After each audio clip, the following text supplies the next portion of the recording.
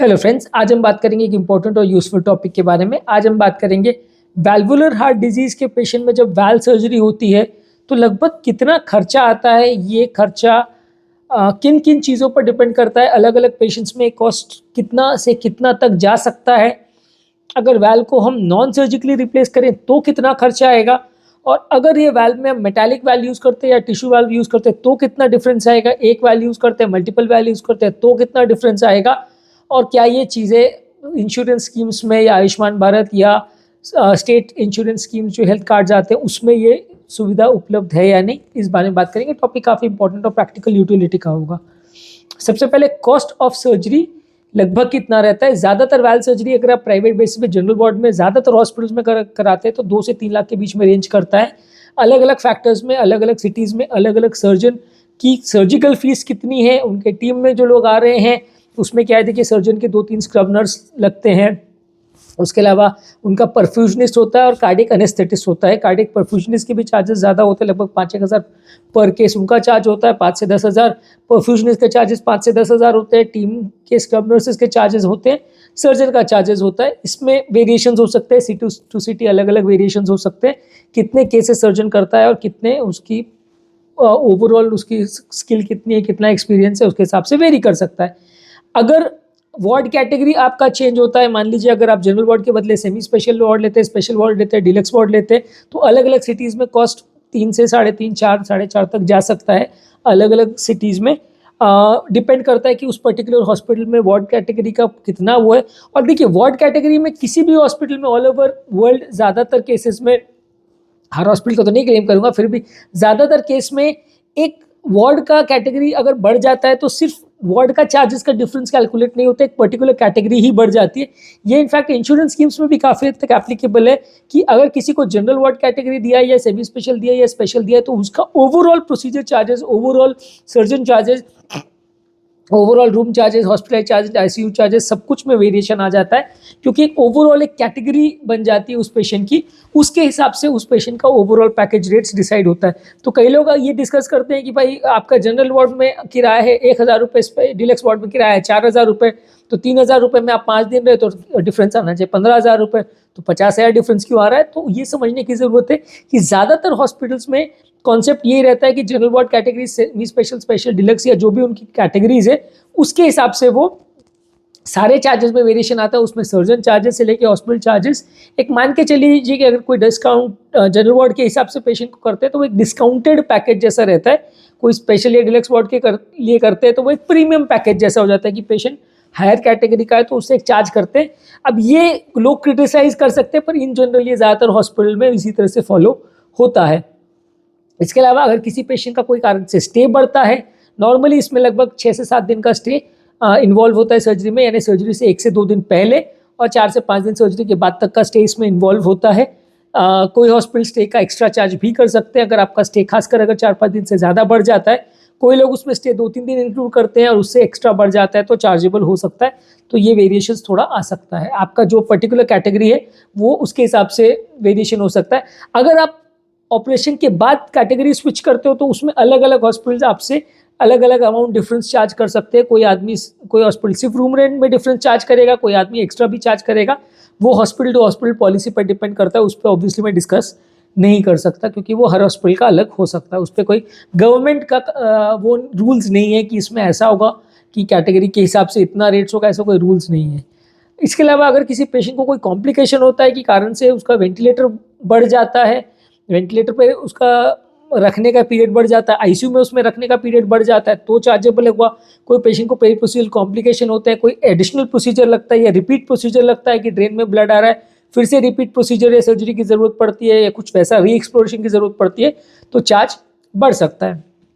इसके अलावा किसी पेशेंट का अगर हॉस्पिटल स्टे बढ़ जाता है, उसको मान लीजिए किडनी में इन्फेक्शन हो गया, लिवर में इन्फेक्शन हो गया, कोई स्ट्रोक हो गया, हॉस्पिटल स्टे बढ़ गया, बॉडी में कुछ तरह का कॉम्प्लिकेशन हो गया तो स्टे बढ़ गया, उसमें भी चार्जेस बढ़ सकते हैं।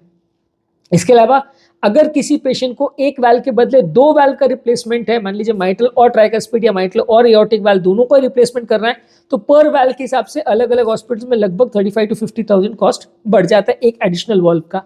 मान लीजिए किसी को मेटालिक वैल्व के बदले अगर टिश्यू वैल्व लगना है तो उसमें भी मेटालिक वाल्व और टिश्यू वाल्व में लगभग 35 to 40,000 का कॉस्ट का डिफरेंस आता है। तो अगर आप टिश्यू वाल्व लेते हैं तो वो ज़्यादा कॉस्टली आता है, मेटालिक वाल्व के कंपैरिजन में 35-40 हज़ार एक्स्ट्रा कॉस्ट आएगा।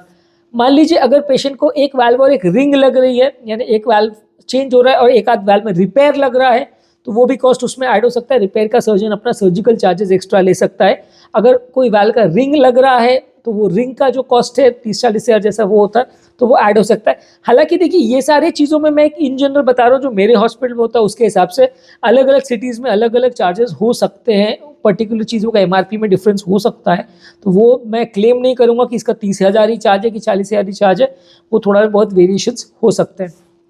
मान लीजिए अगर बहुत टफ सर्जरी है, उम्र दराज पेशेंट में सर्जरी है, कोई कॉम्प्लिकेटेड सर्जरी है जिसमें सर्जन को बहुत टाइम लग रहा है, डिफिकल्ट सर्जरी है, तो सर्जिकल चार्ज बढ़ सकते हैं। अगर सर्जरी के साथ बाईपास भी होना है, यानी वाल्व सर्जरी के अलावा बाईपास भी होना है, या कोई और एडिशनल चीज़ भी होनी है, मान लीजिए सर्जरी के अलावा लंग में भी कुछ काम होना है, या पेरिकार्डियम में भी कुछ होना है, या पेरिकार्डियम को भी निकालना है, कुछ इस तरह का और एडिशनल वर्क अगर इन्वॉल्व है, खासकर अगर बाईपास जो कि काफ़ी कॉमनली इस तरह के पेशेंट्स में होता है, तो उसका एडिशनल चार्जेस हो सकता है। उसमें पूरे बाईपास सर्जरी का चार्ज नहीं ऐड होगा, मे भी अब मान के चलिए कि साथ में अगर बाईपास ऐड हो रहा है तो सर्जरिकल चार्जेस में 1-1.5 लाख का फर्क आ सकता है। इसके अलावा अगर किसी पेशेंट को मल्टीवैल्वुलर सर्जरी है तो उसमें कॉस्ट बढ़ जाएगा। हॉस्पिटल चार्जेस और सर्जन चार्जेस और रूम चार्जेस, सिटी चार्जेस, ये सब के हिसाब से अलग अलग हॉस्पिटल में अलग अलग इसमें वेरिएशन आ सकता है। मान के चलिए अगर सर्जिकल चार्जेस सब कुछ स्मूथ जाता है तो आपका सर्जिकल चार्ज 2 से 3-3.5 लाख तक जाएगा, और कुछ कॉम्प्लिकेटेड होता है या कॉम्प्लिकेटेड सर्जरी है, साथ में बाईपास लगता है, कुछ और प्रॉब्लम्स होती है, तो सर्जिकल चार्जेस 5-6 लाख 7 लाख तक भी जा सकता है, और ज़्यादा भी जा सकता है। अगर सर्जन बहुत ज़्यादा रेप्यूटेड और बहुत ज़्यादा फेमस कोई सर्जन है तो उनके कई बार सर्जिकल चार्जेस भी 7-7 8-8 लाख होते हैं, तो वैसा भी हो सकता है। आज के प्रैक्टिस के रेट्स के हिसाब से बोल रहा हूँ। अगर परक्यूटेनियस वाल्व रिप्लेसमेंट करते हैं जो कि नॉन सर्जिकल होता है, जिसमें हम टिश्यू वाल्व को कैथेटर द्वारा लगाते हैं, जिसे टावी प्रोसीजर बोलते हैं, आयोटिक वाल्व के लिए ज़्यादा कॉमन है, बाकी वाल्व्स के लिए अवेलेबल होना चालू हो गया पर अभी इतना कॉमन नहीं है, तो इसका कॉस्ट काफ़ी ज़्यादा आता है। इसका कॉस्ट लगभग 15 से 18 लाख के बीच में जाता है, क्योंकि इसका कैथेटर ही काफ़ी कॉस्टली आता है। अभी ये कुछ ही कंपनी मैन्युफैक्चर करती है, इसलिए इसमें कॉस्ट बहुत ज़्यादा इन्वॉल्व है। कैथेटर हॉस्पिटल को लगभग 14-15 लाख का पड़ता है, और इम्प्लांटेशन चार्जेस और सब कुछ मिला के पेशेंट को 17-18 लाख तक जाता है। तो percutaneous valve replacement obviously patient को ज़्यादा फैंसी लगता है, ज़्यादा अच्छा लगता है कि बड़ा गैर सर्जरी हो गया मेरा काम, लेकिन ऑब्वियसली उसमें कॉस्ट आपको लगभग 4-5 गुना ज़्यादा पे करना पड़ता है। तो इसलिए फर्स्ट प्रायोरिटी चॉइस सब में बगैर सर्जरी वाला ऑप्शन नहीं दिया जाता। सिर्फ हाई रिस्क पेशेंट में जहाँ सर्जरी पॉसिबल नहीं है, या हाई रिस्क पेशेंट है कि सर्जरी के दौरान मृत्यु का चांस बहुत ज़्यादा है, वहाँ पे बगैर सर्जरी वाला ये ऑफर किया जाता है, या अगर पेशेंट प्रेफर करे तो। इसके अलावा लास्ट क्वेश्चन ये आता है कि क्या ये मेडिक्लेम्स वगैरह में कवर्ड है। मेडिक्लेम्स में ज़्यादातर कवर्ड है, आपकी कितनी पॉलिसी है और उसकी क्या कैपिंग है और क्या टर्म्स कंडीशन है उसके हिसाब से। इसमें कभी कोई चीज़ों को मेडिक्लेम वाले नहीं भी कवर करते हैं, जैसे बोलेंगे कि ये स्पेसिफिक चीज़ कवर नहीं है, ये दवा कवर नहीं है, वो कवर नहीं, ऐसा हो सकता है। तो फाइनल बिल में जो आपको मेडिक्लेम वाले कितना रिएम्बर्स करते हैं उसमें थोड़े वेरिएशन आ सकते हैं, वो आपको पॉलिसी लेने के टाइम थोड़ा अगर आपको लगे तो आप डिस्कस कर सकते हैं, पर ज़्यादातर ये मेडिक्लेम्स में कवर तो होता है। इसके अलावा कंजेनाइटल हार्ट डिजीज में अगर किसी को वाल्व सर्जरी हो तो शायद वो मेडिक्लेम में कवर ना हो, आपको पॉलिसी लेने से पहले पूछ लीजिए पड़ेगा। जन्म से अगर किसी को वाल्व का प्रॉब्लम है, या किसी ने 50 साल में पॉलिसी ली और रूमेटिक हार्ट डिजीज हुआ जो कि नॉर्मली 10-15 साल की आयु में होता है, तो आपको पॉलिसी लेने से पहले पूछ लेना पड़ेगा, क्योंकि कई बार सर्जन उसको मतलब मेडिक्लेम वाले उसको कवर नहीं करते हैं, क्योंकि वो लोग उसमें आपको बोलेंगे कि ये तो 40 साल पुरानी बीमारी से आपको हुआ है, तो इसमें आपको एक्स्ट्रा चार्ज पे करना पड़ेगा, या पॉलिसी लेने के पहले 4 साल वो उसको कवर ना करें, ऐसा हो सकता है। तो ये चीज़ पॉलिसी लेने से पहले कंफर्म कर लीजिए आपके इंश्योरेंस एजेंट से।